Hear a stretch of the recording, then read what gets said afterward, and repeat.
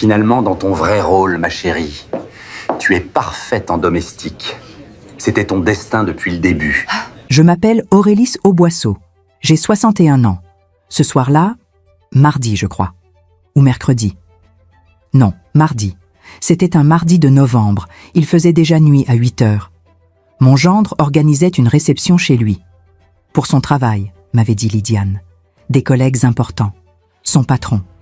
Elle m'avait invité par politesse, je pense. On ne se voyait plus beaucoup depuis son mariage avec Édric, il y a 4 ans. J'ai sonné. Personne n'a ouvert. J'ai attendu peut-être 3 minutes devant la porte, mon manteau Burberry sous le bras parce qu'il ne faisait pas si froid. J'ai fini par pousser. La porte n'était pas verrouillée. Le salon était plein. Une quarantaine de personnes, costumes sombres, robes de cocktail, du champagne Veuve Clicquot dans des coupes en cristal, des canapés au foie gras sur des plateaux en argent. Et au milieu de tout ça, Lydiane, ma fille unique, 33 ans, diplômée de Sciences Po, ancienne consultante chez McKinsey, vêtue d'un tablier noir avec une petite coiffe blanche ridicule. Elle tenait un plateau. Elle circulait entre les invités. Elle servait, en silence. J'ai d'abord cru à une blague, un jeu. Ces jeunes font parfois des choses étranges lors des soirées. Mais non, son visage était fermé, ses yeux baissés, ses gestes mécaniques. Elle ne souriait pas, elle ne parlait à personne. Elle était une domestique.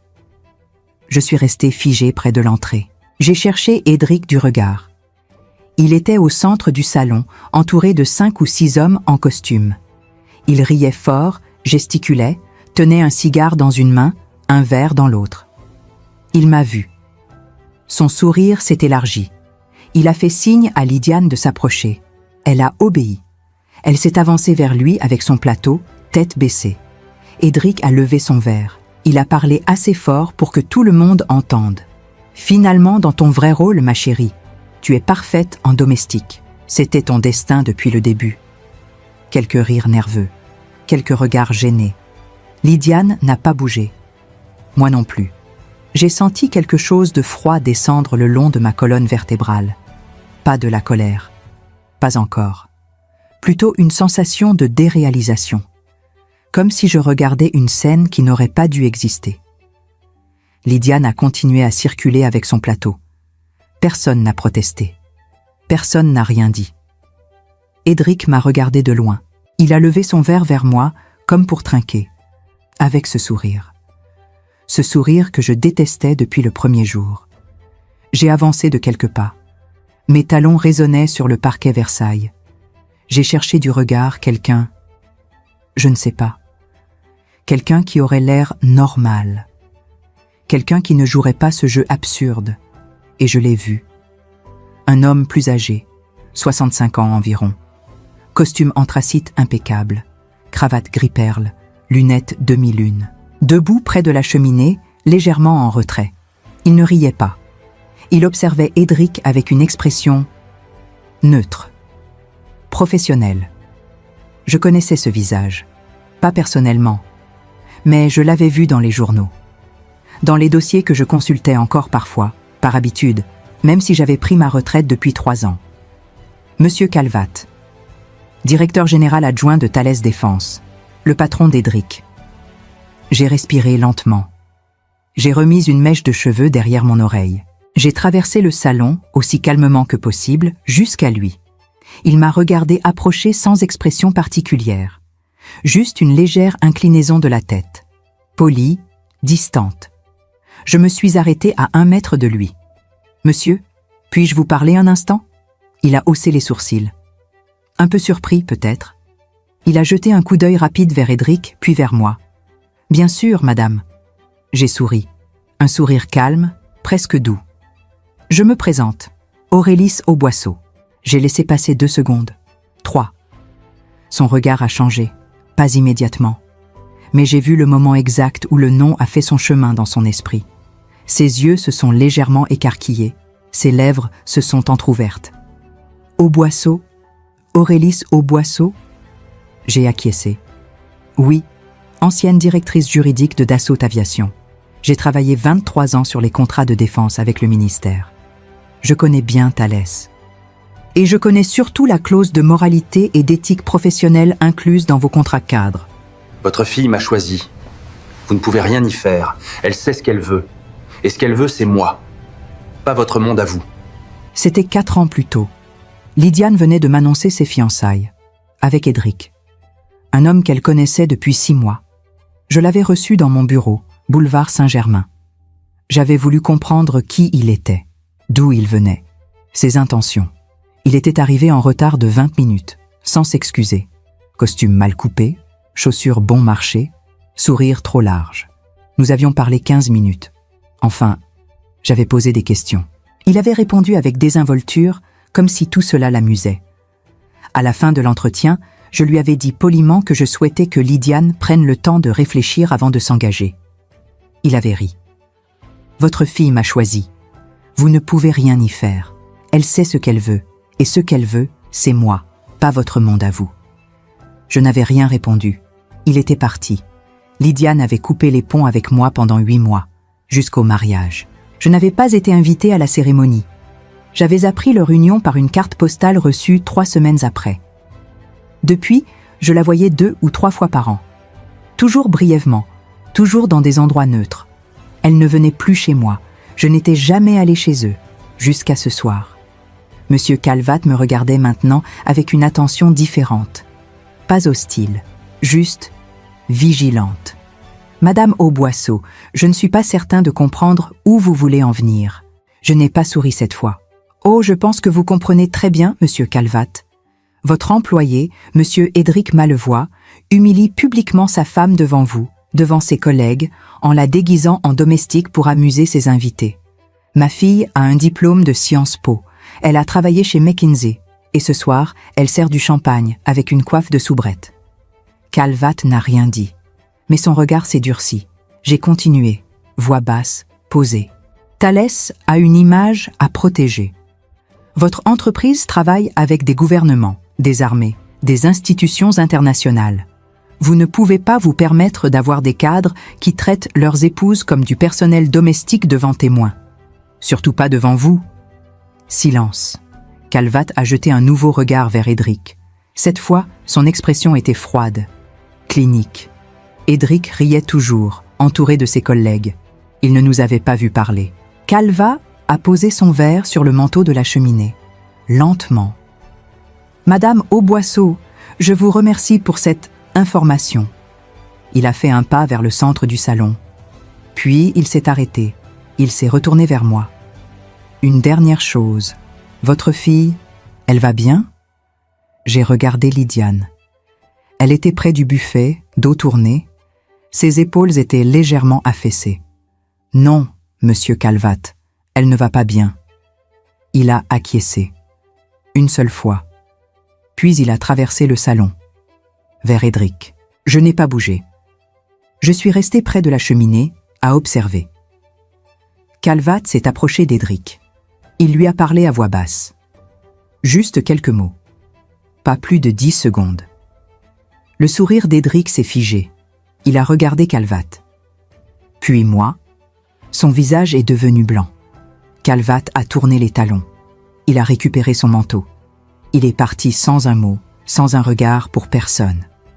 3 autres hommes en costume l'ont suivi, puis un 4e, puis un 5e. En moins de 5 minutes, la moitié des invités avaient quitté la réception. Édric était resté planté au milieu du salon, verre à la main, cigare éteint, entouré de quelques collègues gênés qui ne savaient plus quoi dire. Lydiane s'était figée près du buffet, plateau encore dans les mains. Je me suis approchée d'elle. « Lydiane, viens. » Elle m'a regardée.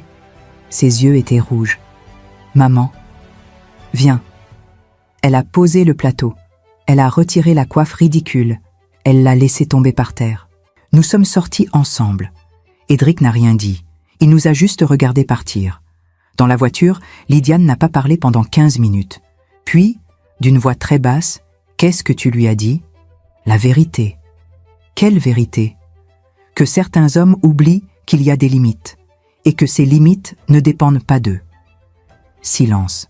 Je conduisais lentement. Boulevard Maillot, puis Porte Dauphine. Il va me détester. Il te détestait déjà, Lydiane. Elle n'a pas répondu. Nous sommes arrivés chez moi. Elle laisse monter. Elle s'est assise sur le canapé du salon. Elle a retiré ses chaussures. Je lui ai préparé du thé. Darjeeling, celui qu'elle aimait quand elle était petite. Elle l'a bu en silence. Puis elle a dit « Je ne voulais pas que tu vois ça. » Je sais. Il dit que je ne sers à rien, que je ne travaille plus, que je ne rapporte rien, que la moindre des choses, c'est que je me rende utile. J'ai posé ma tasse. Depuis combien de temps? 1 an. Peut-être plus. Pourquoi tu ne m'as rien dit? Elle a haussé les épaules. Parce que tu me l'avais dit, dès le début. Tu m'avais dit qu'il n'était pas bien pour moi. Ce n'est pas une raison pour rester. Je sais. Elle a bu une gorgée, puis une autre. Maman, qu'est-ce qui va se passer maintenant? Je ne sais pas. Mensonge, je savais très bien. Calvat n'était pas idiot. Il avait compris. Il avait vu. Et surtout, il avait été vu. Édric venait de commettre une faute professionnelle majeure. Pas juridiquement, peut-être, mais moralement, socialement, politiquement. Dans le monde de la défense, l'image compte autant que les compétences, peut-être plus. Un cadre qui humilie publiquement sa femme devant son directeur général adjoint, ce n'est pas un homme fiable, ce n'est pas un homme qu'on promeut, ce n'est pas un homme qu'on garde. Lydiane s'est endormie sur le canapé vers minuit. Je l'ai couverte avec un plaid en cachemire. Puis je suis allée dans mon bureau. J'ai ouvert mon ordinateur. J'ai cherché le numéro de téléphone d'une ancienne collègue, directrice des ressources humaines chez Thales. Nous avions travaillé ensemble sur un audit de conformité il y a 6 ans. Je lui ai envoyé un message, très court. « Bonsoir Céline, j'espère que tu vas bien. J'aurais besoin d'un conseil confidentiel concernant un cadre de ta maison. Pourrions-nous déjeuner cette semaine? Bise. Aurélis. » Réponse en moins de 2 minutes. « Aurélis, quelle surprise. Bien sûr. Mercredi midi, chez Georges? Bise. » J'ai fermé l'ordinateur. Je suis allé me coucher, mais je n'ai pas dormi. Le mercredi, j'ai déjeuné avec Céline Brochard chez Georges, place du Palais Bourbon. Une table discrète, au fond. Céline est arrivée avec 10 minutes de retard, comme toujours. Tailleur Chanel noir, chignon strict, lunettes Cartier. On s'est embrassés. 3 bises, pas 2. Vieille habitude entre nous. Aurélis, ça fait combien? 3 ans? Presque 4. On a commandé. Sole meunière pour elle, salade niçoise pour moi, un chablis à partager. On a parlé de tout, de rien, de nos retraites respectives, de la politique, des anciens collègues. Céline était toujours dans le circuit, même à la retraite. Consultante indépendante. Elle intervenait encore chez Thales 2 jours par semaine. Après le plat principal, elle a posé sa fourchette. « Bon, tu ne m'as pas invité pour parler de la météo. C'est quoi cette histoire de cadre chez nous ?» J'ai bu une gorgée de vin. « Édric Malvois, tu le connais ?» Elle a froncé les sourcils. « Malvois, oui, jeune cadre, direction des ventes internationales, ambitieux, brillant sur le papier, un peu, comment dire, rugeux dans les rapports humains. C'est mon gendre. » Céline a posé son verre. « Ah, il a organisé une réception lundi soir. Calvat était présent, ainsi que d'autres collègues. Mon gendre a jugé amusant de déguiser ma fille en domestique et de l'humilier devant tout le monde. » Céline n'a rien dit pendant 5 secondes. Puis, « Calvat était présent? » « Oui. »« Et il a vu? » ?»« Il a vu. J'ai parlé avec lui. Brièvement. Il est parti immédiatement après. » Céline a pris son verre, mais ne l'a pas bu. Elle l'a juste tenu dans sa main, regard fixe. « Aurélis, tu sais ce que ça signifie. » « Je sais. Calvat ne laisse jamais passer ce genre de choses, surtout pas devant témoins. C'est un homme de principe, rigide, inflexible. »« Je sais. » Céline a posé son verre. « Qu'est-ce que tu veux que je fasse? »« Rien. Je veux juste savoir ce qui va se passer. » « Tu veux savoir si Malvois va sauter? » ?»« Oui. » Céline a souri. Pas un sourire heureux, un sourire amer, professionnel. « Il va sauter. Pas immédiatement. Ça prendra 3 mois, peut-être 6. Thalès ne vire jamais personne brutalement. Trop risqué juridiquement. Mais il sera mis au placard. Projet mineur. Responsabilité réduite. Jusqu'à ce qu'il parte de lui-même ou qu'on trouve un prétexte recevable. J'ai acquiescé. Et ma fille? Quoi, ta fille? Elle est encore avec lui? Légalement mariée? Communauté de biens? Céline a haussé les épaules. Aurélis, je ne suis pas avocate familiale, mais si j'étais toi, je lui conseillerais de consulter quelqu'un rapidement, parce que quand Malvois va comprendre que sa carrière est finie, il ne va pas bien réagir. Lydiane est restée chez moi pendant 5 jours. Elle ne parlait presque pas. Elle mangeait peu. Elle passait ses journées sur le canapé, à regarder son téléphone sans vraiment le regarder. Édric l'appelait 10 fois par jour. Elle ne répondait jamais.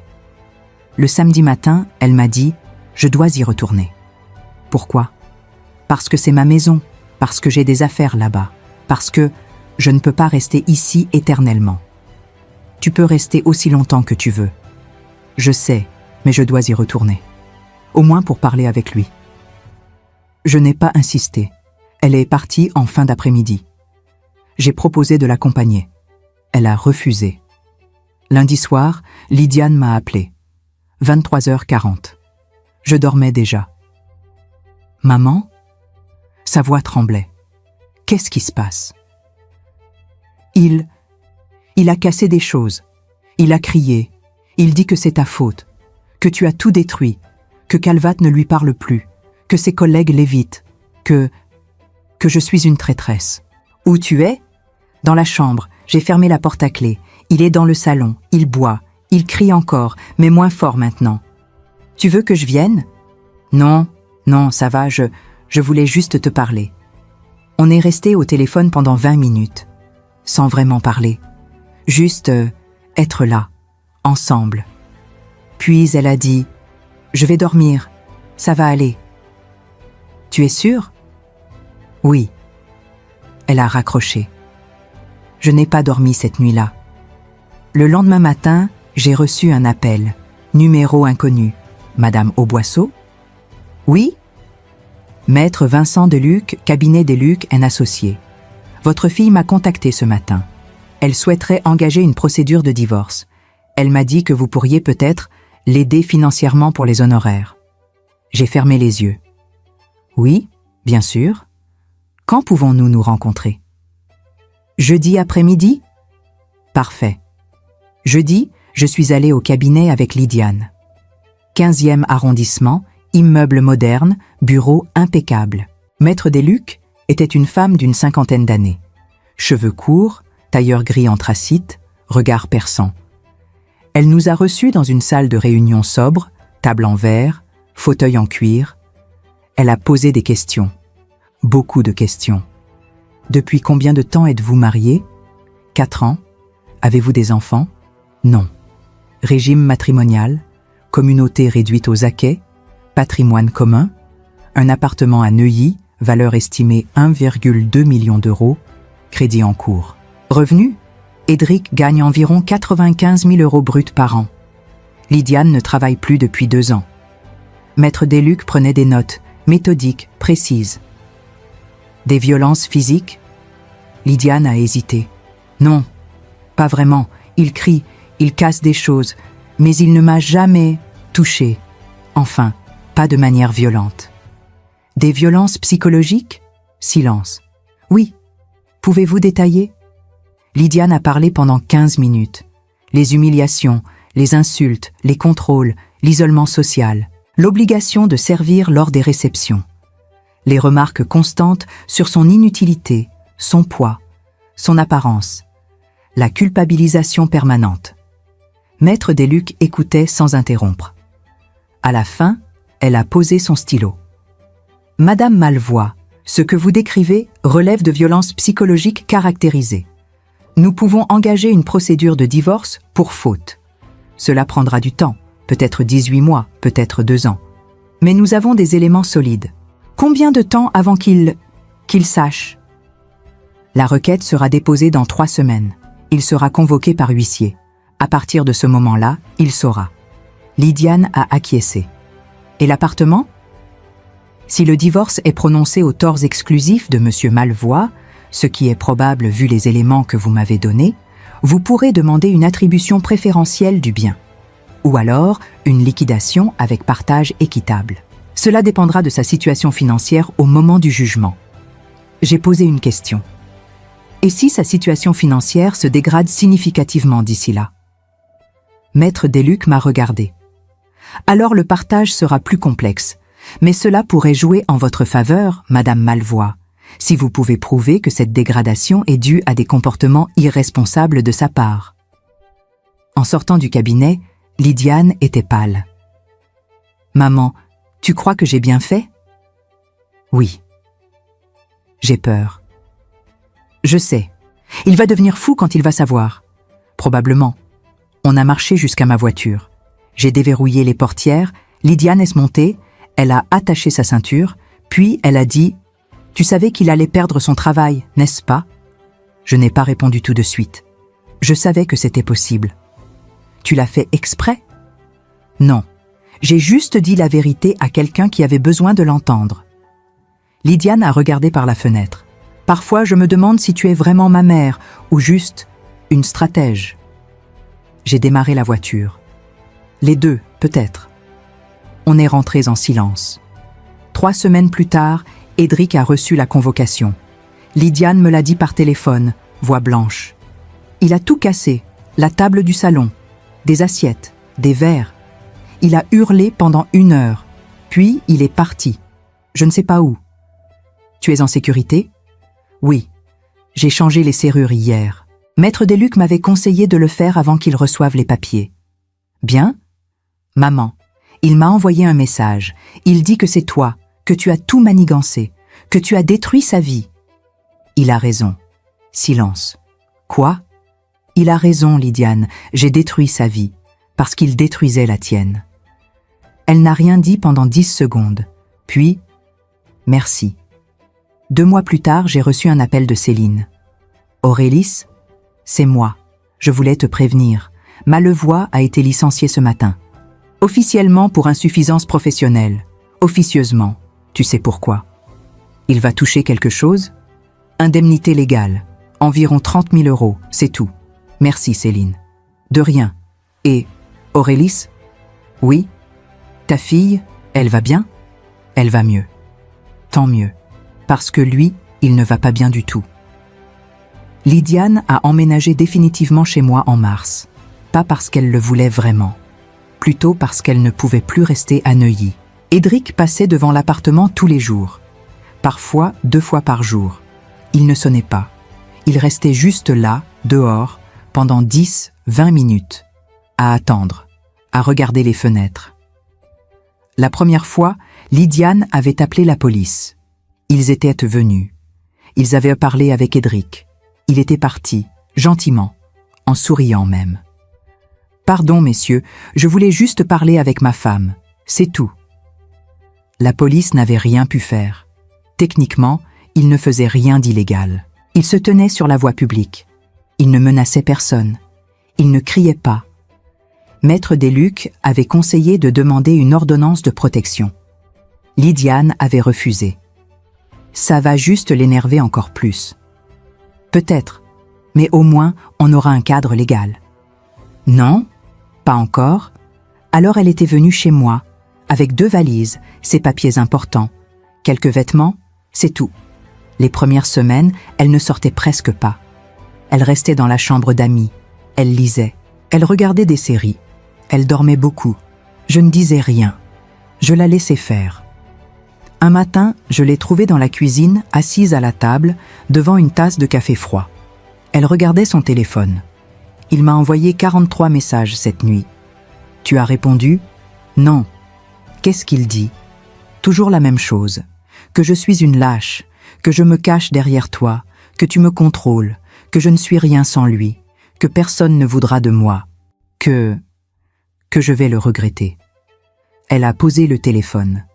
Maître Desluc dit que je devrais tout capturer, garder des preuves, pour le dossier. Et tu le fais? Oui, mais parfois je me demande si ça sert à quelque chose, parce que lui, il n'arrête pas, jamais. même quand je ne réponds pas. J'ai préparé du thé. Earl Grey. Lydiane l'a bu en silence. Puis elle a dit « Tu crois qu'il va vraiment venir ici ?» Je ne sais pas. Mensonge. Je savais qu'il viendrait, tôt ou tard. Il est venu un jeudi soir, 20h30. J'étais dans le salon, en train de lire. Lydiane était dans sa chambre. On a sonné. J'ai regardé par l'œilleton. Édric. Costume froissé, cravate desserrée. Barbe de 3 jours. Il avait maigri. Ses yeux étaient rouges. Il a sonné à nouveau. Je n'ai pas ouvert. « Aurélis, je sais que vous êtes là. Ouvrez !» J'ai attendu. « Aurélis, s'il vous plaît, je veux juste parler avec Lydiane. Juste 5 minutes. C'est tout. » Silence. « Aurélis, ouvrez cette porte immédiatement !»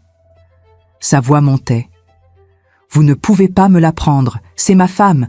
Vous m'entendez? Ma femme !» Lydiane est sortie de sa chambre. Elle était pâle.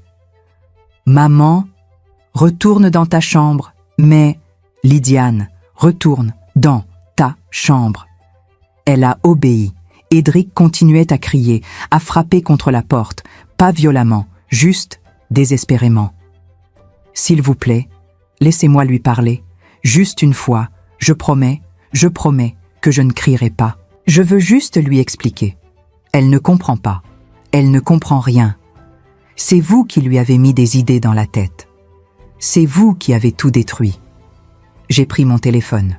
J'ai composé le 17. « Bonsoir. J'ai un homme devant chez moi qui refuse de partir. Il frappe à ma porte et crie depuis 5 minutes.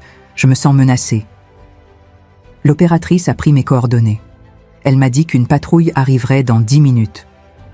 Édric criait toujours. « Aurélis, vous m'entendez? Vous êtes une manipulatrice. Vous avez détruit ma vie. Vous avez monté ma femme contre moi. Vous !» Il s'est arrêté brusquement. J'ai regardé par l'œilleton. Il s'était assis par terre, dos contre le mur, la tête entre les mains. Il pleurait. La police est arrivée 8 minutes plus tard. 2 agents, un homme, une femme. Ils ont parlé avec Édric, calmement, professionnellement. Édric s'est levé. Il a essuyé ses yeux. Il a parlé doucement, poliment. « Pardon, je voulais juste voir ma femme. Je ne voulais pas déranger. Je suis désolé. » Les agents lui ont demandé de partir. Il a accepté. Avant de descendre les escaliers, il s'est retourné vers ma porte. Il a dit, assez fort pour que j'entende, « Un jour, Aurélis. Un jour, vous comprendrez ce que vous avez fait. » Puis il est parti. Lydiane n'est pas sortie de sa chambre ce soir-là. Elle n'a pas mangé non plus. Le lendemain matin, elle m'a dit « Je veux qu'on demande l'ordonnance de protection. Tu es sûr ?»« Oui. » Maître Desluc a déposé la demande le lundi suivant. Audience prévue 2 semaines plus tard. Entre-temps, Édric a continué à envoyer des messages, moins nombreux, plus courts, plus étranges. « Tu te souviens de notre première soirée à Deauville ? C'était bien, non ? J'ai gardé la photo de notre mariage, celle où tu ris. Tu étais si belle. Pardon pour tout, je ne voulais pas te faire du mal. » Lydiane me les montrait. Elle ne savait pas comment réagir. « Il est en train de craquer, non ? Oui, ça me fait peur. Je sais. L'audience pour l'ordonnance de protection a eu lieu un mercredi matin. Tribunal de grande instance, 16e arrondissement. Salle d'audience petite, mur blanc, lumière froide. Édric était là, avec un avocat. Un homme jeune, costume noir brillant, mallette en simili-cuir. Lydiane était assise à côté de Maître Desluc. Moi, j'étais dans le public, derrière elle. Le juge était une femme, 55 ans environ, lunettes rectangulaires, robe noire impeccable. Elle a lu le dossier, calmement, en silence, pendant 5 minutes. Puis elle a levé les yeux. « Monsieur Malevoy, avez-vous quelque chose à dire ?» Édric s'est levé. Il a inspiré profondément. « Madame la juge, je veux juste dire que j'aime ma femme. Je l'ai toujours aimée. Je reconnais que j'ai fait des erreurs. Beaucoup d'erreurs. Mais je ne lui ai jamais fait de mal physique. Jamais. Je voulais juste lui parler. C'est tout. Je ne comprends pas pourquoi elle a si peur de moi. » La juge a regardé Lydiane. « Madame Malvoie ?» Lydiane s'est levée, voix tremblante. « Madame la juge, Mon mari m'a humiliée publiquement. Il m'a isolée de mes amis, de ma famille. Il contrôlait tout ce que je faisais, tout ce que je disais. Et maintenant qu'on est séparés, il me harcèle. 40 messages par nuit. Il passe devant chez ma mère tous les jours. Il est venu frapper à la porte en criant. J'ai peur de ce qu'il pourrait faire. » Édric a secoué la tête. « Non, non, c'est faux. Je n'ai jamais... Je voulais juste parler. C'est sa mère. C'est elle qui lui met ses idées dans la tête. C'est elle qui... » La juge a levé la main. « Monsieur Malvoie, taisez-vous. » Édric s'est tu. La juge a relu quelques pages du dossier. Puis elle a dit « L'ordonnance de protection est accordée. Monsieur Malvoie, vous n'avez plus le droit de contacter Madame Malvoie par quelque moyen que ce soit. Vous n'avez plus le droit de vous approcher de son domicile à moins de 100 mètres. Toute violation de cette ordonnance entraînera des poursuites pénales. Est-ce clair ?» Édric était figé. « Monsieur Malvoie, est-ce clair ?» « Oui. » En sortant du tribunal, Lydiane tremblait encore. Maître Desluc lui a serré la main. « Vous avez fait ce qu'il fallait. Maintenant, s'il viole l'ordonnance, on pourra vraiment agir. » Lydiane a acquiescé. On est rentrés en taxi. Lydiane regardait par la fenêtre, silencieuse. Puis elle a dit « Tu crois qu'il va respecter l'ordonnance ?»« Non. » Elle a tourné la tête vers moi. « Pourquoi ?»« Parce que les hommes comme lui ne respectent jamais rien. » J'avais raison. 3 jours plus tard, Lydiane a reçu un message. 4 heures du matin. « Je sais que je n'ai pas le droit, mais je ne peux pas vivre sans toi. Pardon. » Elle me l'a montré au petit déjeuner. Il viole l'ordonnance. Oui, qu'est-ce qu'on fait? On transfère le message à Maître Desluc, elle s'occupera du reste.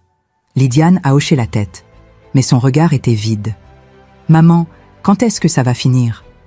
Je n'ai pas répondu, parce que je ne savais pas. Maître Desluc a déposé une plainte pour violation de l'ordonnance de protection. Convocation au commissariat pour Édric. Audition. Avertissement formel. Ça n'a servi à rien. Les messages ont continué, moins fréquents, mais plus dérangeants. « J'ai perdu mon travail à cause de toi, de ta mère. Vous êtes contente maintenant? Je n'ai plus rien, plus d'argent, plus d'avenir. Tu as tout pris. Un jour, tu comprendras ce que tu m'as fait. » Lydiane ne répondait jamais. Elle transférait tout à Maître Desluc. Qui transférait tout au procureur? Qui ne faisait rien de vraiment efficace? Avril est passé, puis mai. Lydiane ne sortait toujours presque pas. Elle avait maigri. Elle dormait mal. Parfois, je l'entendais pleurer la nuit, dans sa chambre. Un matin, je lui ai dit « Tu devrais voir quelqu'un, un thérapeute. » Elle a haussé les épaules. Pour dire quoi? Que j'ai épousé le mauvais homme? Que je n'ai pas écouté ma mère? Que ma vie est foutue? Lydiane? Non, maman. Je sais ce que tu penses. Tu penses que je suis faible, que je me laisse détruire, que je devrais être plus forte. Je ne pense pas ça. Si, tu le penses, tout le monde le pense. Elle est retournée dans sa chambre. En juin, j'ai reçu un appel de Maître Desluc. Madame Auboisseau, j'ai une mauvaise nouvelle. Édric Malvoie a déposé une demande reconventionnelle. Il demande le divorce au tort partagé. Et il réclame une part de l'appartement ainsi qu'une prestation compensatoire. Pardon?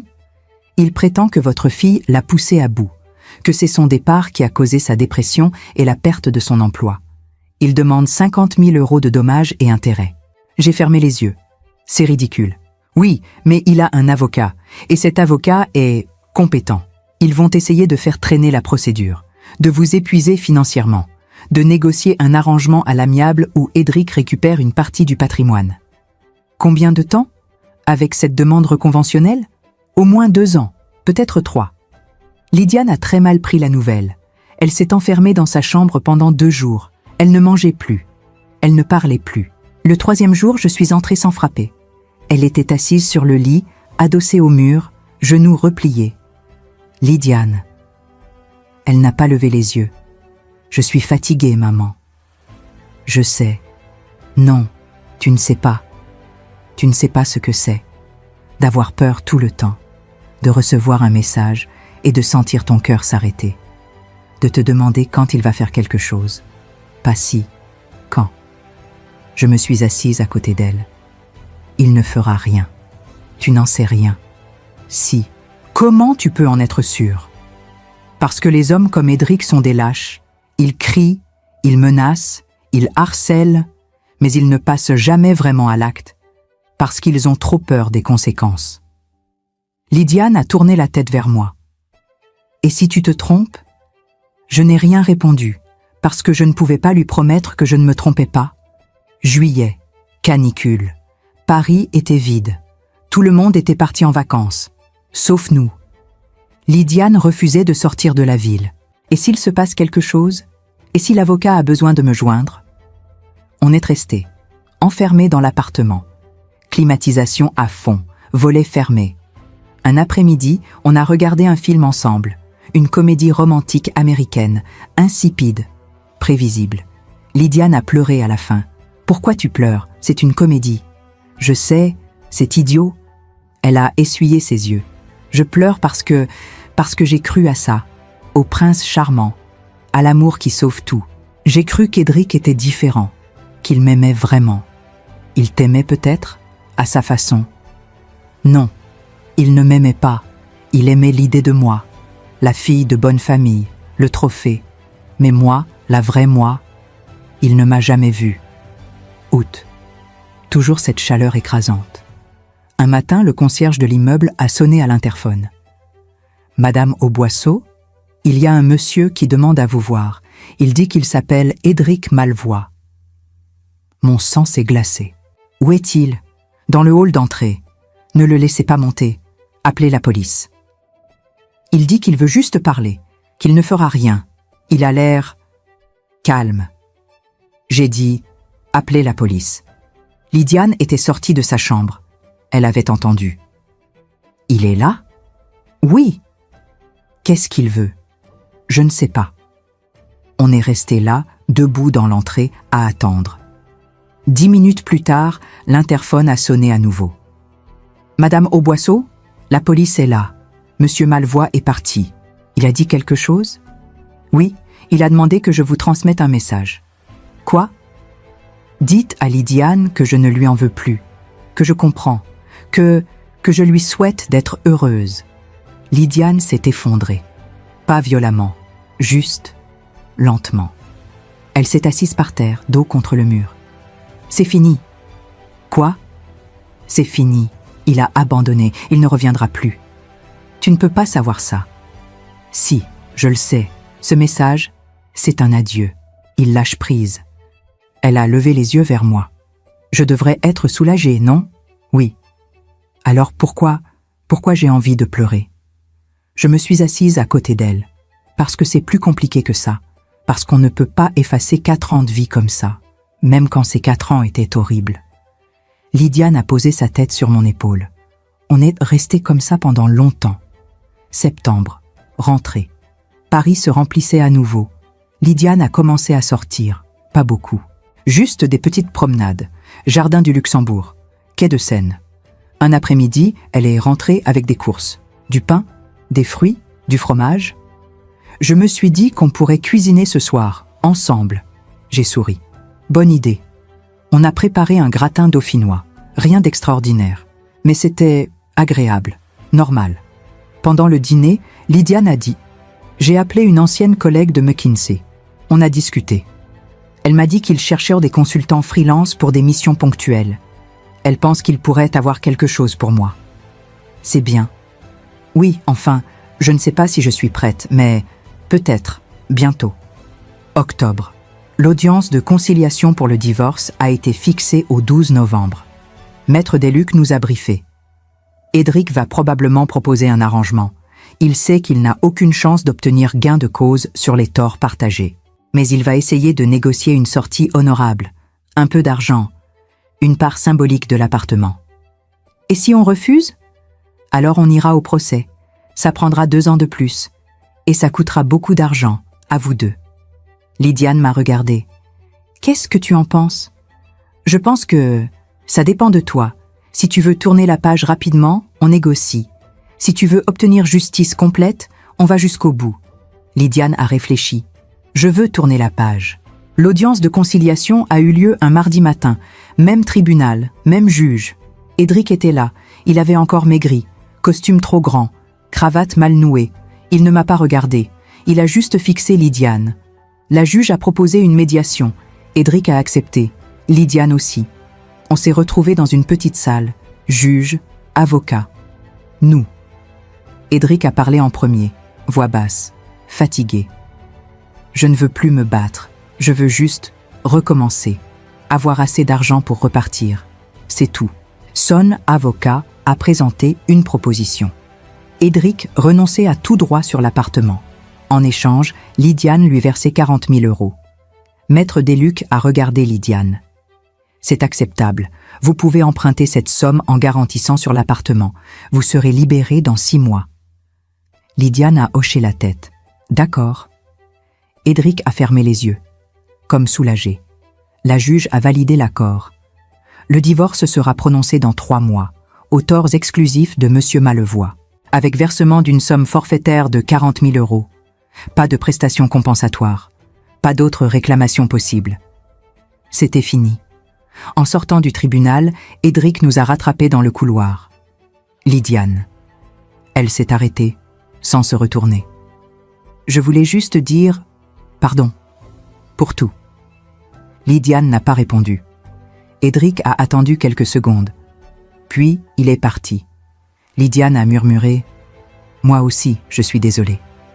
Mais il était déjà trop loin pour l'entendre. Le divorce a été prononcé en février, un mardi matin. Lydiane et moi n'y sommes même pas allés. Maître Desluc nous a représentés. Elle nous a appelés à midi. C'est fait. Vous êtes officiellement divorcée, Madame Malevoie. Enfin, Madame Auboisseau, maintenant. Lydiane a repris son nom de jeune fille. Elle a refait ses papiers. Carte d'identité, passeport, carte bancaire. Comme si elle effaçait ses 4 années. Elle ne m'a rien dit ce jour-là. Elle est allée dans sa chambre. Je l'ai entendue pleurer. Pas longtemps. Peut-être 10 minutes. Puis plus rien. Le versement des 40 000 € a été fait en mars. Lydiane a dû emprunter. La banque a accepté facilement. L'appartement de Neuilly valait largement le prêt. Édric a encaissé l'argent. Il n'a envoyé aucun message, aucun remerciement. Rien. Il avait disparu. Lydiane a essayé de le chercher sur les réseaux sociaux. Une fois. Juste une fois. Il a supprimé tous ses comptes. LinkedIn, Facebook, tout. Tant mieux. Oui, tant mieux. Mais elle avait l'air, je ne sais pas. Déçue? Non. Plutôt vide. Avril. Lydiane a commencé une mission de consultance, 3 mois, pour une banque privée. Analyse de risque sur des investissements en Asie. Elle partait tous les matins à 8 heures. Tailleur strict. Cheveux attachés. Maquillage discret. Elle revenait le soir vers 19 heures, fatiguée, mais moins absente. Un soir, elle m'a dit « Ça fait du bien, de retravailler, de me sentir utile. » « Tu as toujours été utile. » « Non, pas ces 2 dernières années. J'étais juste là, une décoration, un objet. » Elle a bu une gorgée de vin. Avec Édric, j'avais oublié qui j'étais. Je crois qu'il voulait ça, que j'oublie. Mais Lydiane a commencé à parler de retourner vivre seule. « Je ne peux pas rester ici éternellement, maman. Tu peux rester aussi longtemps que tu veux. Je sais, mais j'ai besoin de retrouver mon indépendance, de ne plus avoir peur, de ne plus me cacher. Tu veux retourner à Neuilly? Non, jamais. Trop de souvenirs. Je vais vendre l'appartement, chercher autre chose, plus petit, ailleurs. » Elle a réfléchi. Peut-être le Marais, ou Montmartre, un endroit où je pourrais recommencer. En juin, l'appartement de Neuilly a été mis en vente. 1,3 million d'euros. Il s'est vendu en 3 semaines. 1,25 million après négociation. Après remboursement du crédit et des frais divers, Lydiane s'est retrouvée avec environ 850 000 €.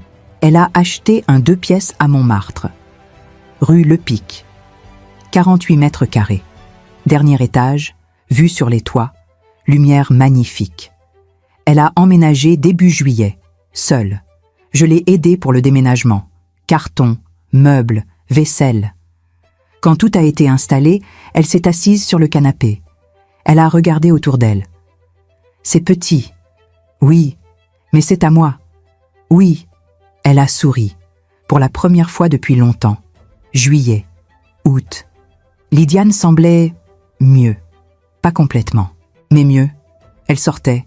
Elle voyait des amis, anciens collègues de McKinsey, quelques personnes qu'elle avait perdues de vue pendant son mariage. Un soir, elle m'a appelée. « Maman, j'ai une question bizarre. »« Vas-y. »« Est-ce que tu m'en veux ?»« De quoi ?»« D'avoir épousé Edric. De ne pas t'avoir écouté. » J'ai réfléchi. « Non, je ne t'en veux pas. Même après tout ce qui s'est passé. Même après tout ce qui s'est passé. » Silence. « Maman, merci. Pour tout. » De rien. Septembre. Lydiane a décroché un CDI dans un cabinet de conseil en stratégie. Plus petit que McKinsey, mais solide. Salaire correct. Perspectives intéressantes. Elle était heureuse. Vraiment heureuse. Un samedi, elle est venue déjeuner chez moi. Elle avait apporté du champagne. On fait quoi ? Ma nouvelle vie. On a trinqué. Elle m'a raconté son travail, ses nouveaux collègues, ses projets. Elle parlait vite, avec enthousiasme, comme avant, comme quand elle était jeune. À un moment, elle s'est arrêtée. « Quoi ? Rien, c'est juste... Tu souris ?» Je souris toujours. « Non, pas comme ça. Octobre. Je suis allée à Montmartre. Lydiane m'avait invitée à dîner. Chez elle, elle avait cuisiné, blanquette de veau, légumes glacés, tarte aux pommes. C'était délicieux. Après le dîner, on s'est installé sur le canapé. Elle a mis de la musique, du jazz. Miles Davis. « Maman, je peux te demander quelque chose ?»« Bien sûr. Pourquoi tu ne t'es jamais remariée, après papa ?» J'ai bu une gorgée de vin, parce que je n'ai jamais rencontré quelqu'un qui valait la peine. « Tu n'as jamais été seule ? » ?»« Seule ? Non, j'ai eu des compagnies, mais rien de sérieux. » »« Pourquoi ? » ?»« Parce que j'avais déjà tout ce dont j'avais besoin. Mon travail, mes amis, toi. » Lydiane a posé sa tête sur mon épaule. « Tu ne regrettes pas ? » ?»« Jamais. » Novembre. J'ai reçu un appel de Céline Brochard. « Aurélis, c'est moi. Je voulais te donner des nouvelles. D'Edric Malvois. » Mon cœur s'est serré. « Quoi ? Il a quitté la France. Il est parti en Belgique, Bruxelles. Il a trouvé un poste dans une petite boîte de conseil. Rien d'extraordinaire. Mais c'est un nouveau départ pour lui. Ah ! Je me suis dit que tu voudrais savoir. Pour ta fille. Merci Céline. » J'ai raccroché. J'ai hésité. Puis j'ai appelé Lydiane. « Allô ? Lydiane. C'est moi. Je viens d'apprendre qu'Edric a quitté la France. Il est en Belgique. » Silence. « Lydiane ? Oui, je suis là. Tu vas bien ? Oui, je vais bien. » Autre silence. « Maman ? Oui ? C'est vraiment fini maintenant, n'est-ce pas ? Oui, c'est vraiment fini. » Décembre. Noël approchait.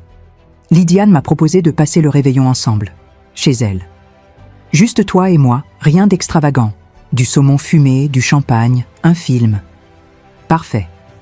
Le 24 au soir, je suis arrivée chez elle vers 20h. Elle avait décoré l'appartement, un petit sapin, des bougies, de la musique douce. On a dîné, on a bu, on a parlé, de tout, de rien. Vers minuit, on a regardé par la fenêtre. Paris était illuminée, bruyante, vivante. Lydiane a dit « Tu sais ce qui est bizarre ?»« Quoi ?» Je pensais que cette année serait la pire de ma vie, mais finalement, c'est peut-être la meilleure. Pourquoi ? Parce que j'ai appris. J'ai appris ce que je ne veux plus jamais vivre. J'ai appris qui je suis vraiment. Et j'ai appris que tu seras toujours là, quoi qu'il arrive. Elle m'a regardée. Merci de ne jamais m'avoir abandonnée. J'ai pris sa main. Jamais. Janvier. Nouvelle année. Lydiane avait l'air légère, presque insouciante. Un dimanche après-midi, elle m'a appelée. « Maman, devine quoi ?»« Quoi ?» ?»« J'ai un rendez-vous, un vrai rendez-vous. » »« Avec qui ?»« Un collègue. Thomas, il est architecte. On s'est rencontrés lors d'une mission commune. Il m'a invité à dîner. J'ai dit oui. »« Et tu te sens prête ?»« Je ne sais pas. Peut-être. Ou peut-être pas, mais je veux essayer. » Le rendez-vous a eu lieu. Lydiane m'a raconté. C'était agréable, vraiment agréable. On a parlé pendant 3 heures, de nos vies, de nos rêves, de rien. Il ne m'a posé aucune question indiscrète. Il ne m'a pas jugé. Il était juste gentil. « Tu vas le revoir ?»« Oui, la semaine prochaine. » Elle a souri. Mais je ne me précipite pas. Cette fois, je prends mon temps. Février, mars. Lydiane voyait Thomas régulièrement. 1 fois par semaine, parfois 2. Ils allaient au cinéma, au restaurant, se promenaient dans Paris. Elle ne m'en parlait pas beaucoup. Juste quelques détails, ici et là. Il est divorcé aussi, depuis 5 ans. Il a 2 enfants, ils vivent avec leur mère. Il te plaît ? Oui, mais j'ai peur. De quoi ? De refaire les mêmes erreurs, de ne pas voir les signes, de me retrouver piégée. Thomas n'est pas Édric. Je sais, mais comment en être sûre ? Je n'ai pas su quoi répondre. Un soir d'avril, Lydiane est arrivée chez moi sans prévenir. 22h30. Elle était en larmes. Qu'est-ce qui se passe ? Thomas. Il m'a demandé si je voulais rencontrer ses enfants. Et j'ai paniqué. Je lui ai dit que ce n'était pas une bonne idée, que c'était trop tôt, que je n'étais pas prête. Elle s'est assise sur le canapé. Il a été compréhensif. Il a dit qu'on pouvait attendre. Mais j'ai vu dans ses yeux qu'il était déçu. « Tu crois que tu as fait une erreur ? » ?»« Je ne sais pas. Peut-être. Ou peut-être pas. Je ne sais plus. » Elle a pleuré pendant 1 heure. Puis elle s'est calmée. « Maman, est-ce que je vais un jour arrêter d'avoir peur ? » ?»« Oui, un jour. »« Quand ? » ?»« Je ne sais pas. » Mais Lydiane a accepté de rencontrer les enfants de Thomas, un samedi après-midi, au parc Monceau. Elle m'a appelé le soir. Comment ça s'est passé ? Bien, je crois. Sa fille, Léa, a 8 ans. Son fils, Hugo, en a 6. Ils sont adorables, un peu timides au début, mais après, ça allait. Et Thomas ? Il était heureux, vraiment heureux. Il m'a regardé avec ses enfants et... je ne sais pas. C'était comme si quelque chose se mettait en place pour lui. Et pour toi ? Silence. Pour moi, c'était étrange parce que j'ai réalisé que je pourrais avoir ça. Une famille, des enfants, une vie normale, si je le voulais. Tu le veux ? Je ne sais pas encore. Juin. Céline Brochard m'a appelé. Aurélis, j'ai quelque chose à te dire, mais je ne sais pas si tu veux l'entendre. Vas-y. Édric Malevoix est de retour en France. Mon sang s'est glacé. Où ? Lyon. Il a trouvé un poste dans une PME, gestion de projets industriels, rien d'extraordinaire, mais apparemment, il va bien. Il s'est reconstruit. Pourquoi tu me dis ça ? Parce qu'il a contacté d'anciens collègues de Thalès pour leur demander des recommandations. Il essaie de revenir dans le circuit, doucement, sans faire de vagues. Et Calvat ? Calvat est à la retraite depuis janvier. Il ne s'occupe plus de rien. J'ai raccroché. J'ai hésité. Puis j'ai appelé Lydiane. Lydiane, Édric est revenu en France. Long silence. Où ? Lyon ? Il va bien ? Apparemment. Autre silence. Maman, je ne veux pas savoir, d'accord ? Je ne veux plus rien savoir sur lui. C'est fini, vraiment fini. D'accord. Juillet. Lydiane et Thomas sont partis en vacances ensemble. 2 semaines, en Corse, juste eux deux. Elle m'a envoyé des photos, plage, montagne, coucher de soleil. Elle souriait sur toutes les photos. Quand elle est revenue, elle avait l'air apaisée. C'était bien ? Oui, très bien. Et Thomas ? Il est parfait. Enfin, pas parfait, mais bien, vraiment bien. Elle a posé son sac. Maman, je crois que je suis amoureuse. Tu crois ou tu en es sûre? Les deux. Août, septembre. Lydiane passait de plus en plus de temps avec Thomas. Elle dormait souvent chez lui. Ils parlèrent de projets, d'emménager ensemble peut-être, pas tout de suite, mais bientôt. Un soir, elle est venue dîner chez moi, seule. Thomas n'est pas avec toi? Non, il est avec ses enfants ce week-end. On a mangé. Puis elle a dit, « Maman, je voulais te parler de quelque chose. » Je t'écoute. Thomas m'a demandé en mariage. Mon cœur s'est arrêté. Quand? Hier soir. Et tu as dit quoi? J'ai dit que j'avais besoin de réfléchir. Elle a bu une gorgée de vin. Je sais que c'est ridicule. Ça fait presque 1 an qu'on est ensemble. Je sais qu'il est quelqu'un de bien. Je sais que je l'aime. Mais j'ai encore cette peur de me tromper, de refaire les mêmes erreurs. Tu ne referas pas les mêmes erreurs. Comment tu peux en être sûr? Parce que tu n'es plus la même personne. Parce que tu sais maintenant ce que tu ne veux plus. Et parce que Thomas n'est pas Edric. Lydiane a posé son verre. Tu l'aimes vraiment, Thomas? Oui. Alors marie-toi avec lui. Elle a souri, faiblement. C'est aussi simple que ça? Oui. Octobre. Lydiane a dit oui. Ils ont prévu un mariage simple, pas de grande cérémonie. Juste la famille proche, quelques amis. En mai prochain, à la mairie du 18e. Puis un déjeuner dans un restaurant de Montmartre. Lydiane m'a demandé d'être son témoin. Tu es sûre? Évidemment. Qui d'autre? Novembre. Je suis tombée sur un article dans Le Figaro. Une petite annonce. Section économie. Edric Malvois, nouveau directeur commercial de Valcartier Industries, Lyon. J'ai découpé l'article. Je ne sais pas pourquoi. Je l'ai glissé dans un tiroir. Je ne l'ai montré à personne. Décembre, 2e Noël depuis le divorce. Lydiane l'a passé avec Thomas et ses enfants. Elle m'a invitée. J'ai refusé poliment. Vous avez besoin de temps ensemble, en famille. Tu fais partie de la famille, maman. Je sais, mais cette fois, profitez entre vous. Elle a insisté. J'ai tenu bon. J'ai passé Noël seule, avec un bon livre, un verre de cognac, de la musique classique. C'était paisible. Janvier. Nouvelle année. Lydiane et Thomas préparèrent le mariage, faire part, traiteur, invitation. Un dimanche, Lydiane est venue chez moi.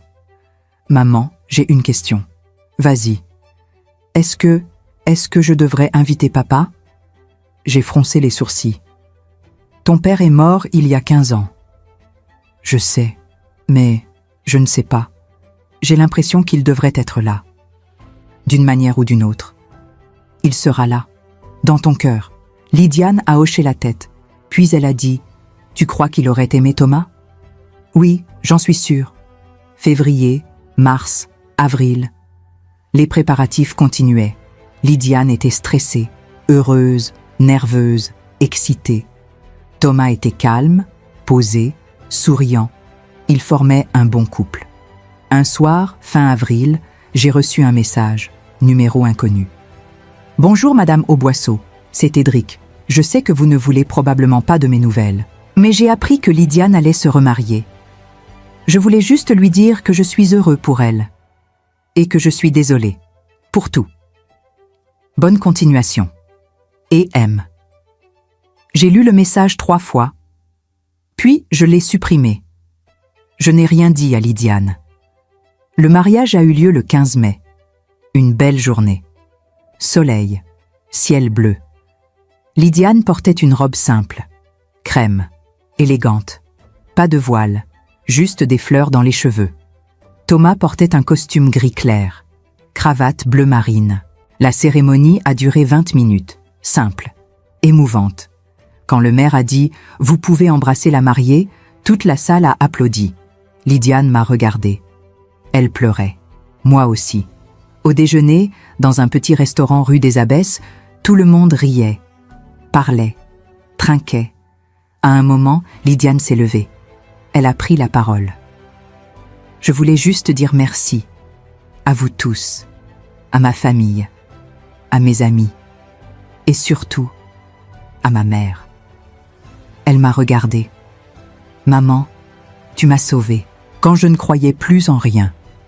Quand je pensais que ma vie était finie, tu étais là. Tu as tout fait pour me protéger, pour me reconstruire. Sans toi, je ne serais pas là aujourd'hui. Alors merci, pour tout. Tout le monde a applaudi. Moi, je ne pouvais plus parler. Juin, juillet. Lydiane et Thomas sont partis en voyage de noces. 3 semaines. Japon, Tokyo, Kyoto, Osaka. Elle m'envoyait des messages de temps en temps. Courts, joyeux. Tout va bien. C'est magnifique ici. Thomas est aux anges. Moi aussi. Je t'aime, maman. J'ai répondu à chacun, brièvement, sans en faire trop. Quand ils sont revenus, Lydiane est passée chez moi, seule. Thomas était au bureau. Elle m'a apporté un cadeau, une boîte laquée japonaise, rouge et or, magnifique. C'est pour toi, pour te remercier. Encore. Tu n'as pas besoin de me remercier. Si, j'en ai besoin. On a bu du thé. Elle m'a raconté son voyage, les temples, les jardins zen, la nourriture, les gens. C'était reposant. Pour la première fois depuis longtemps, je n'ai pensé à rien. Juste au moment présent. C'est bien. Elle a posé sa tasse. Maman, il faut que je te dise quelque chose. Quoi? Thomas et moi, on va déménager. Où? Aix-en-Provence. Thomas a reçu une proposition, un grand projet, rénovation d'un quartier historique. C'est une opportunité énorme pour lui. Et toi? Mon entreprise a accepté que je travaille en remote. Je pourrais revenir à Paris 1 semaine par mois. Mais sinon, je serai là-bas. Mon cœur s'est serré. Quand? Septembre. 2 mois, je n'ai rien dit. J'ai juste hoché la tête. Tu es en colère? Non. Déçu? Non plus. Alors quoi? Rien, je suis heureuse pour toi. Lydiane m'a regardée. Elle savait que ce n'était pas toute la vérité. Mais elle n'a pas insisté. Août. Le mois est passé trop vite. Lydiane venait souvent, presque tous les jours, comme si elle voulait, je ne sais pas, graver ces moments, les emporter avec elle. On faisait des choses simples, des promenades, des dîners, du shopping. Un après-midi, on s'est promené au jardin du Luxembourg. Il faisait chaud. On s'est assise près du bassin. Lydiane a dit « Tu vas me manquer. Toi aussi. Tu viendras nous voir ?» Bien sûr. Souvent. Aussi souvent que possible. Elle a pris ma main. « Maman, tu sais que tu peux venir vivre avec nous, n'est-ce pas? Si un jour tu te sens seule, si tu en as besoin, il y aura toujours une place pour toi. » Je sais, merci. Mais je savais que je n'irais jamais vivre avec eux. Ce serait leur vie, pas la mienne. Le déménagement a eu lieu le premier week-end de septembre. Thomas avait loué un camion. Quelques amis sont venus aider. J'ai aidé aussi, à emballer, à porter, à organiser. À la fin de la journée, l'appartement de Montmartre était vide. Juste les murs blancs, les fenêtres ouvertes, le soleil qui entrait. Lydiane est restée là, au milieu du salon vide, à regarder autour d'elle. C'est bizarre. J'ai vécu ici 2 ans à peine, mais j'ai l'impression d'y avoir vécu toute ma vie. C'est parce que tu as recommencé ici. C'est ici que tu es redevenu toi-même. Elle a hoché la tête. Oui, c'est exactement ça. Ils sont partis le lendemain matin, très tôt, 6 heures. J'étais là pour leur dire au revoir. Lydiane m'a serré fort, très fort. Je t'aime, maman. Moi aussi. Thomas m'a embrassé sur les 2 joues. Prenez soin de vous, Aurélis, et venez nous voir bientôt. Promis. Ils sont montés dans la voiture. Lydiane s'est retournée une dernière fois. Elle souriait, mais ses yeux étaient humides. J'ai agité la main, puis ils sont partis. Je suis rentrée chez moi. L'appartement était silencieux. Trop silencieux. Je me suis fait du café. Je me suis assise dans le salon. J'ai regardé par la fenêtre. Paris continuait, bruyante, vivante, indifférente. Septembre, octobre. Lydiane m'appelait 2 ou 3 fois par semaine. Elle me racontait sa nouvelle vie. La maison qu'ils avaient louée, le jardin, les marchés provençaux, son travail. Tout va bien, maman. Vraiment bien. Tant mieux. Tu vas venir quand? Bientôt. Mais je repoussais toujours. Il y avait toujours une raison, un rendez-vous, une obligation, quelque chose. La vérité, c'est que j'avais peur. Peur de les voir ensemble, heureux, sans moi. Peur de me sentir inutile. Novembre. Lydiane m'a appelée, voix excitée. « Maman, j'ai une nouvelle. »« Quoi ? » ?»« Je suis enceinte. » Mon cœur s'est arrêté. « Enceinte ? » ?»« Oui, 3 mois. On vient de le savoir. Enfin, on le sait depuis 2 semaines, mais on voulait être sûr avant de te le dire. »« Lydiane, c'est merveilleux. Tu es contente ? » ?»« Oui, oui, bien sûr. » Et c'était vrai. J'étais contente, vraiment contente. Mais j'étais aussi, je ne sais pas, triste ? Non, plutôt consciente. Consciente que sa vie continuait, loin de moi. Décembre. Noël approchait. Lydiane a insisté. « Maman, cette année, tu viens ici. Pas de discussion. C'est ton petit-fils ou ta petite-fille qui le demande. » J'ai ri. « D'accord, je viens. » Je suis arrivée la veille de Noël, en TGV, 3 heures de trajet. Thomas est venu me chercher à la gare. Il avait l'air heureux, reposé. « Aurélis, ça me fait plaisir de vous voir. » Moi aussi. On est allé chez eux. Une maison provençale, pierres apparentes, volets bleus, jardin avec des oliviers. C'était magnifique. Lydiane m'a accueillie sur le pas de la porte. Elle avait un petit ventre, pas énorme, mais visible. « Maman !» On s'est serré fort. « Tu es rayonnante. » C'est ce qu'on dit. Elle m'a fait visiter la maison, le jardin, la chambre d'amis qu'il m'avait préparée. « Tu es chez toi ici, maman. Toujours. » Le réveillon s'est passé à 4. Lydiane, Thomas, Léa et Hugo. Et moi. Les enfants étaient adorables. Un peu timides avec moi au début, puis de plus en plus à l'aise. Hugo m'a demandé « Tu es la grand-mère de qui ?» 2 personnes encore. Mais bientôt, je serai la grand-mère du bébé de Lydiane. « Ah, cool !» Léa a dit « Moi aussi je vais être grande sœur. Enfin, demi-grande sœur, c'est pareil ?» Oui, c'est pareil. Après le dîner, quand les enfants sont allés se coucher, Thomas s'est levé. « Je vous laisse, entre femmes. » Il est monté. Lydiane et moi sommes restés dans le salon. Feu de cheminée, lumière douce. « Maman, tu es heureuse ?»« Oui.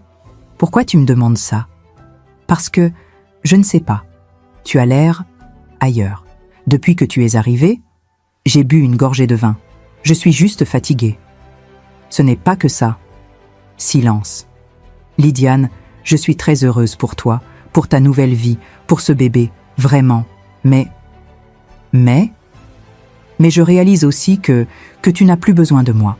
Et c'est bien, c'est normal, mais c'est difficile. » Lydiane s'est rapprochée. « Maman, je vais toujours avoir besoin de toi. » Non, plus comme avant. Tu as raison, plus comme avant, mais différemment. Et ce n'est pas moins important. Elle a posé sa tête sur mon épaule. « Tu seras toujours ma mère. Et maintenant, tu vas être grand-mère. C'est un nouveau rôle, mais c'est un beau rôle. » Je suis restée 3 jours. Puis, je suis repartie. Dans le train, j'ai regardé par la fenêtre. Les paysages défilaient.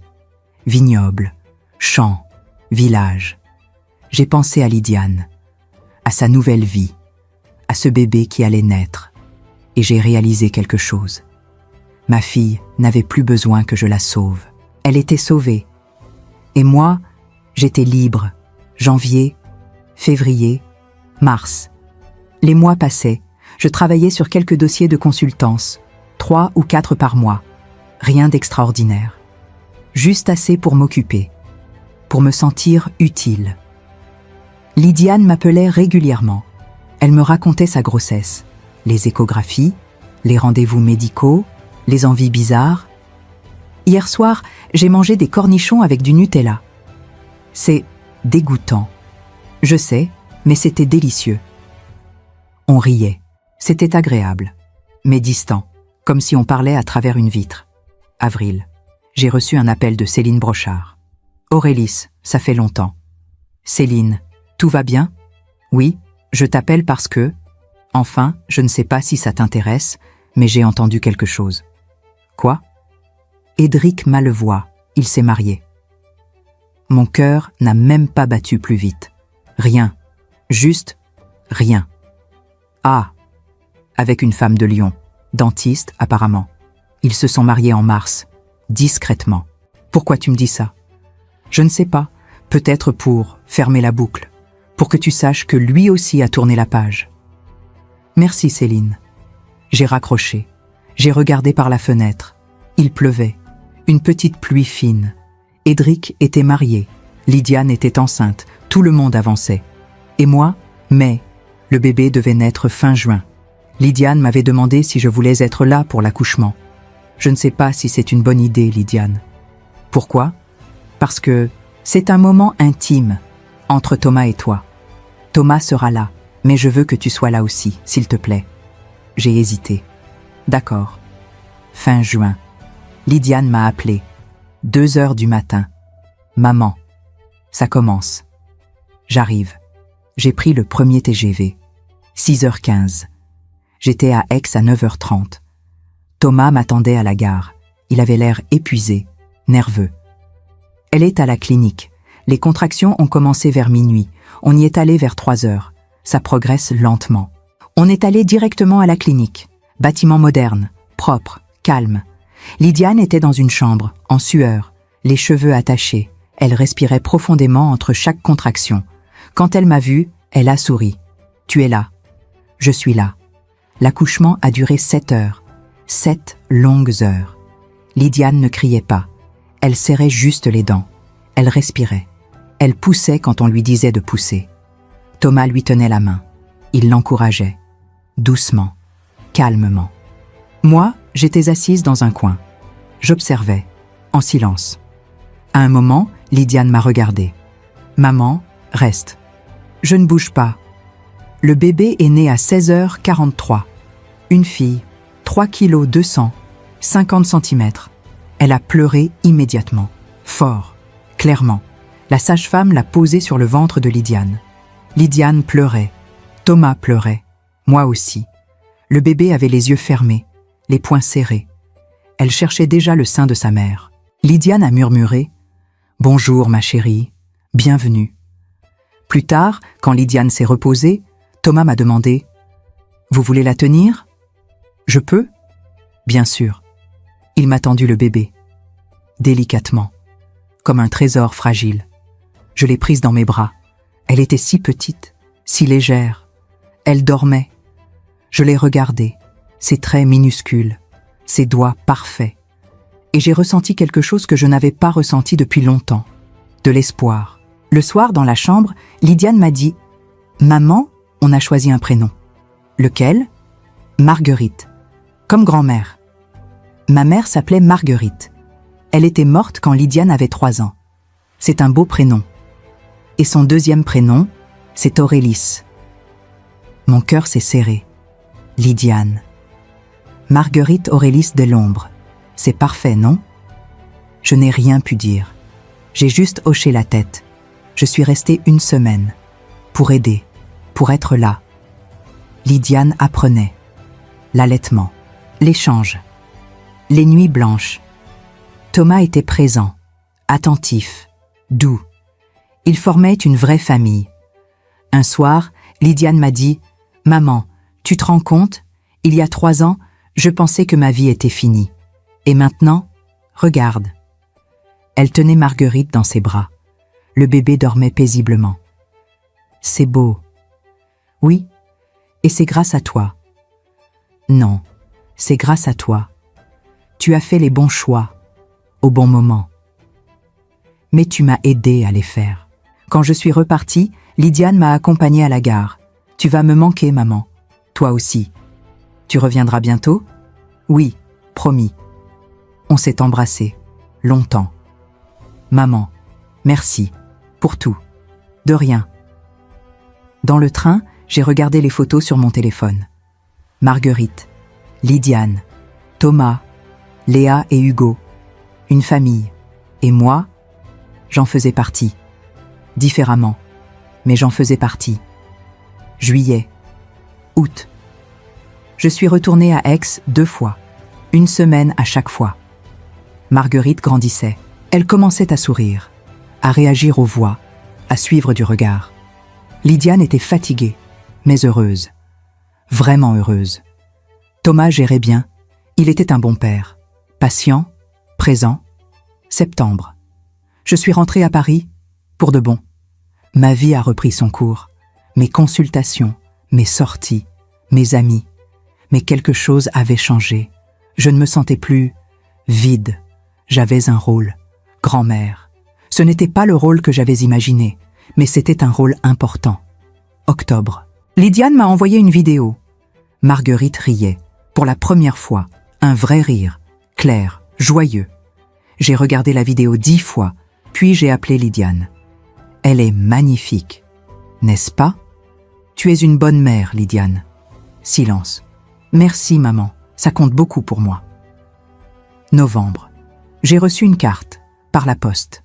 Pas d'enveloppe, juste une carte postale, vue de Lyon. Quai de Saône.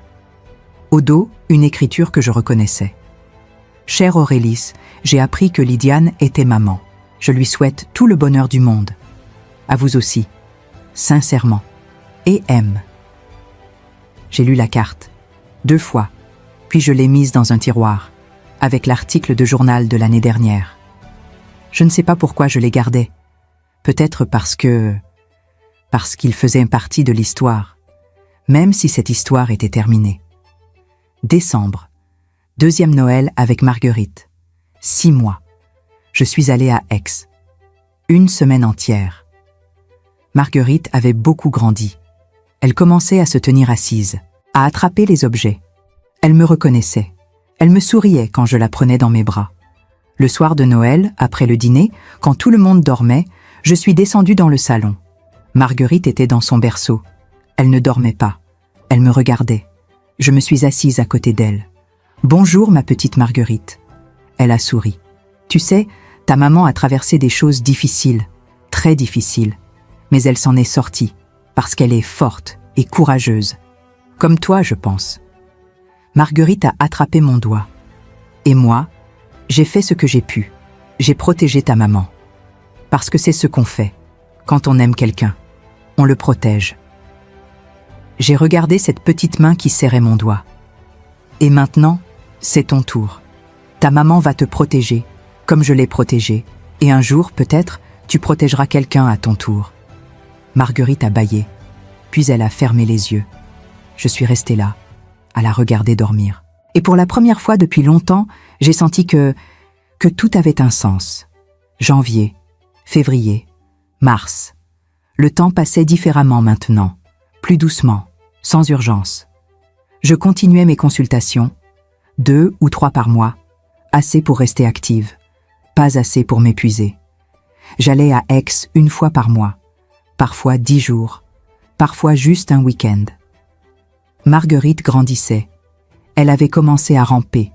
Elle explorait tout, touchait tout, mettait tout dans sa bouche. Lydiane était épuisée mais radieuse. Je ne dors plus depuis 9 mois, mais je n'ai jamais été aussi heureuse. Un soir d'avril, Lydiane m'a appelée. Voix étrange. « Maman, il faut que je te dise quelque chose. » Mon cœur s'est serré. « Quoi ?» J'ai reçu un message. D'Edric. Silence. Qu'est-ce qu'il voulait? Me féliciter. Pour Marguerite. Il a dit qu'il avait appris la nouvelle par d'anciens collègues. Il m'a souhaité d'être heureuse. Tu as répondu? Non, je ne sais pas si je dois. Tu ne dois rien, Lydiane. Rien du tout. Je sais. Mais je ne sais pas. Une partie de moi se dit que ce serait bien de fermer vraiment cette page, de répondre poliment, de dire merci, et de tourner définitivement la page. Et l'autre partie? L'autre partie a peur. Peur que ce soit une ouverture, peur qu'il recommence. Qu'est-ce que Thomas en pense? Il dit que c'est ma décision, que lui, il s'en fiche, que cette histoire ne le concerne pas. Silence. Maman, toi, qu'est-ce que tu ferais? J'ai réfléchi, longtemps. Je répondrai brièvement, poliment, pour clore définitivement. Mais je ne donnerai aucune information personnelle, aucune ouverture. D'accord. 3 jours plus tard, Lydiane m'a rappelé. Je lui ai répondu. J'ai juste dit « Merci pour ton message. Je te souhaite également d'être heureux, Lydiane. » Et rien. Il a répondu « Merci. Prends soin de toi. C'est tout. Je pense que c'est vraiment fini maintenant. » Mais j'étais à Aix.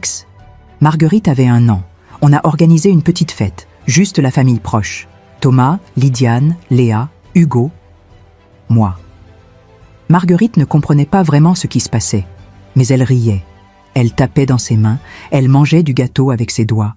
C'était parfait.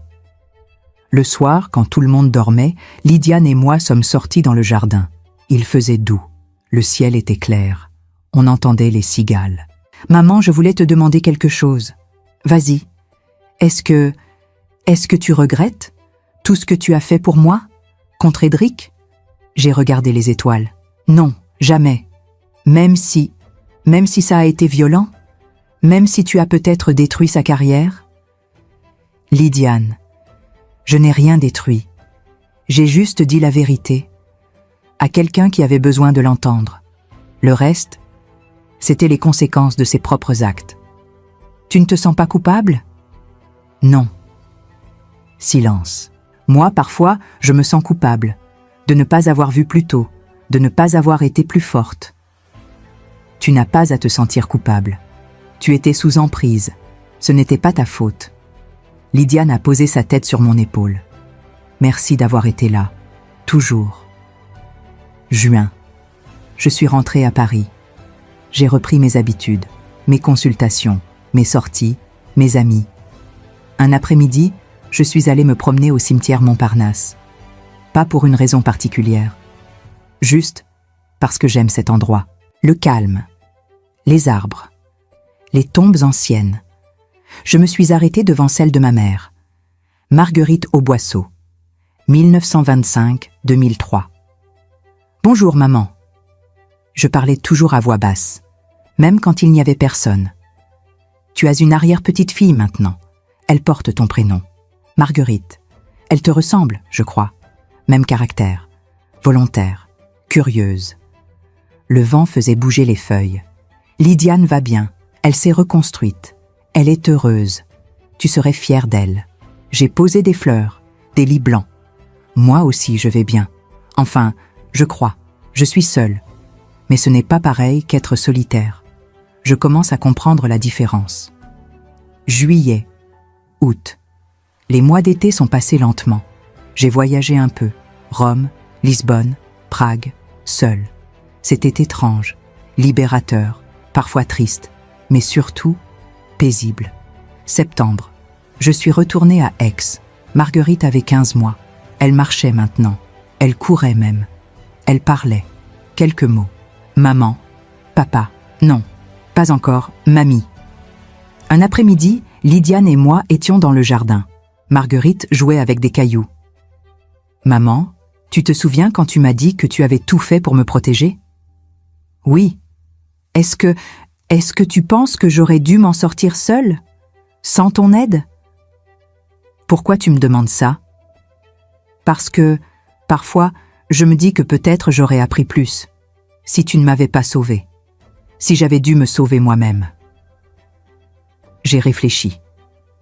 Peut-être, mais peut-être aussi que tu n'aurais pas survécu, ou que tu aurais mis des années à t'en remettre, et pendant ce temps, ta vie aurait continué à se dégrader. Tu penses que j'étais si faible ? Non, je pense que tu étais piégée, et qu'on n'échappe pas seul à ce genre de piège. Lydiane a ramassé un caillou. Maman, est-ce que tu as déjà regretté de ne pas t'être remariée, d'avoir passé toutes ces années seule ? Parfois, mais pas souvent. Pourquoi ? Parce que j'ai eu d'autres choses. Mon travail, mes amis, toi. Et maintenant, Marguerite. Ce n'est pas pareil qu'un compagnon. Non, mais c'est suffisant. Octobre. Je suis rentrée à Paris.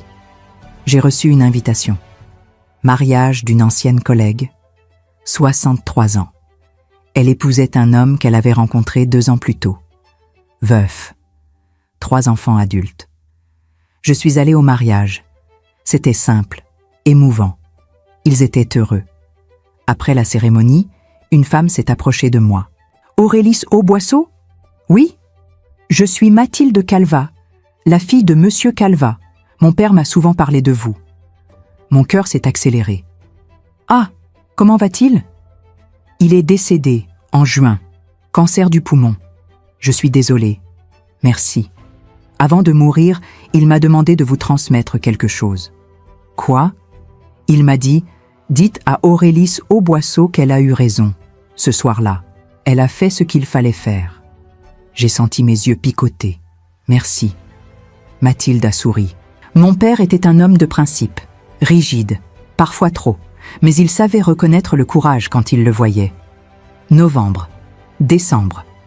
L'année touchait à sa fin. Lydiane m'a appelée. « Maman, viens passer Noël avec nous, s'il te plaît. » « D'accord. » Le réveillon de Noël à Aix était parfait. Toute la famille réunie. Léa et Hugo, Thomas, Lydiane, Marguerite, moi. On a mangé, ri, joué avec les enfants. Regardé Marguerite essayer d'attraper les guirlandes du sapin. Vers minuit, Lydiane m'a pris à part. « Maman, je voulais te dire quelque chose. »« Quoi ? » ?»« Thomas et moi, on essaie d'avoir un 2e enfant. C'est merveilleux. »« Oui, et je voulais que tu le saches en premier. » Elle m'a serré dans ses bras. « Parce que tu es la personne la plus importante de ma vie, et tu le seras toujours. » Cette nuit-là, dans la chambre d'amis, je n'arrivais pas à dormir. Je pensais à tout. À ces 5 dernières années. À Édric. Au divorce. À la reconstruction de Lydiane. À Marguerite. Et je me suis rendu compte que j'avais fait ce qu'il fallait. Pas parfaitement. Pas sans erreur. Mais j'avais protégé ma fille. Je l'avais aidée à se reconstruire. Je l'avais libérée. Et maintenant, elle vivait. Vraiment. Le lendemain matin, Marguerite est entrée dans ma chambre. Elle a grimpé sur le lit. Elle s'est assise à côté de moi. « Mamie !» Mon cœur s'est arrêté. « Quoi ? » « Mamie. » Elle avait dit mon nom. Pour la première fois, j'ai souri. J'ai pleuré. « Oui, ma chérie, je suis ta mamie. » Elle a posé sa petite tête sur mon épaule et j'ai compris que tout avait un sens. Tout ce que j'avais fait, tout ce que j'avais traversé, ça avait mené à ce moment, à cette petite fille qui m'appelait mamie. Et c'était suffisant. Janvier, février, mars. L'hiver est passé, puis le printemps est revenu. Lydiane était enceinte de 4 mois. Tout se passait bien. Elle continuait à travailler. En remote, comme avant. Marguerite avait presque 2 ans. Elle parlait de plus en plus, des phrases entières, parfois. « Mamie, viens jouer. Mamie, regarde. Mamie, j'ai faim. » Chaque fois, mon cœur se serrait. De joie, de gratitude. Un mardi d'avril, j'ai reçu un appel, numéro inconnu. « Madame Auboisseau ? Oui ? Maître Desluc, je suis désolée de vous déranger. Je voulais vous informer. Édric Malvois est décédé. » Mon sang s'est glacé. « Quoi ? Il est décédé il y a 3 jours. Accident de voiture. Sur l'autoroute A7, entre Lyon et Valence. » Silence. « Madame Auboisseau ? Oui, je suis là. Je voulais vous prévenir.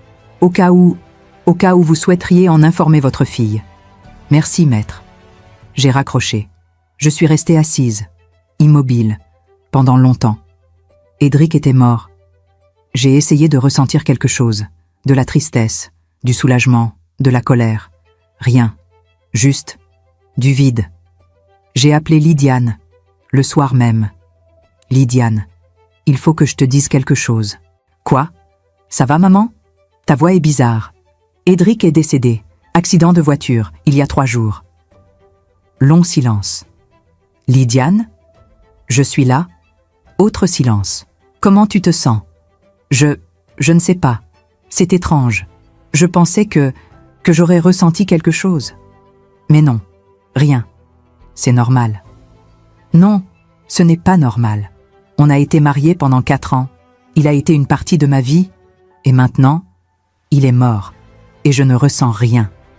C'est parce que tu as déjà fait ton deuil, il y a longtemps, quand tu as divorcé. Silence. Oui, tu as raison, c'est exactement ça. Lydiane n'est pas allée aux obsèques. Elle ne voulait pas, Thomas non plus. Ce n'est plus ma vie, maman. C'est une vie que j'ai quittée. Moi non plus, je n'y suis pas allée, mais j'ai envoyé des fleurs, anonymement. Pas pour Édric, pour sa femme, pour sa famille, parce qu'ils méritaient de pleurer leur mort, même si nous ne le pleurions pas. Mais, juin, la vie continuait. Lydiane accouchait dans 2 mois. Un garçon cette fois. Ils avaient déjà choisi le prénom. Julien. Simple. Classique. Marguerite était excitée. Elle ne comprenait pas vraiment, mais elle savait qu'il y aurait un bébé. « Mamie, le bébé va venir ?»« Oui, bientôt. »« Je vais jouer avec lui ?»« Oui, quand il sera un peu plus grand. » Un après-midi de juin, j'étais dans mon appartement à Paris. Je rangeais des papiers, vieux contrats, factures, lettres, et je suis tombée sur le tiroir, celui où j'avais rangé l'article de journal, et la carte postale d'Édric. Je les ai sortis, je les ai regardés. L'article, Édric Malevoie, nouveau directeur commercial de Valcartier Industrie, Lyon. La carte, chère Aurélis, j'ai appris que Lydiane était maman. Je lui souhaite tout le bonheur du monde, à vous aussi, sincèrement, et M. J'ai relu les 2, lentement, puis je les ai déchirés, en petits morceaux. Je les ai jetés à la poubelle. Édric était mort. Cette histoire était terminée, vraiment terminée. Juillet. J'étais à Aix quand Lydiane a accouché, 4 heures du matin. Accouchement rapide, 3 heures seulement. Julien est né, 3 kg 500, 52 cm. Il pleurait moins que Marguerite. Il était calme, serein. Lydiane le tenait dans ses bras. Elle souriait, épuisée, mais heureuse. « Regarde, maman, regarde ce qu'on a fait. » Il est magnifique. Thomas était assis à côté d'elle. Il caressait les cheveux de Lydiane, doucement, tendrement. Ils formaient une image parfaite, une famille. Et moi, j'étais là, en périphérie, mais présente. Août, septembre. Les mois ont passé. Julien grandissait. Marguerite s'habituait à son petit frère. Parfois jalouse, parfois protectrice. Un soir de septembre, Lydiane m'a appelée. « Maman, tu sais quoi ?»« Quoi ?» Marguerite a dit quelque chose aujourd'hui. Elle a dit « Mamie protège tout le monde ». Mon cœur s'est serré. Pourquoi elle a dit ça ? Parce qu'elle t'a vu avec Julien. Tu le tenais dans tes bras. Et elle a dit ça. Spontanément. Mamie protège tout le monde. Silence. C'est joli. Oui, et c'est vrai. Tu protèges tout le monde. Moi, Thomas, les enfants. Tu es le pilier de cette famille. Non, Lydiane, toi tu es le pilier. Moi je suis juste là. C'est pareil. Octobre. J'ai reçu une lettre. Par la poste. Enveloppe blanche. Écriture soignée. Pas d'adresse d'expéditeur. J'ai ouvert. Chère Madame Auboisseau, je m'appelle Claire Malevoie. J'étais l'épouse d'Édric. Je sais que nous ne nous sommes jamais rencontrés. Et je comprends pourquoi. Édric m'a parlé de vous, de votre fille, de ce qui s'est passé.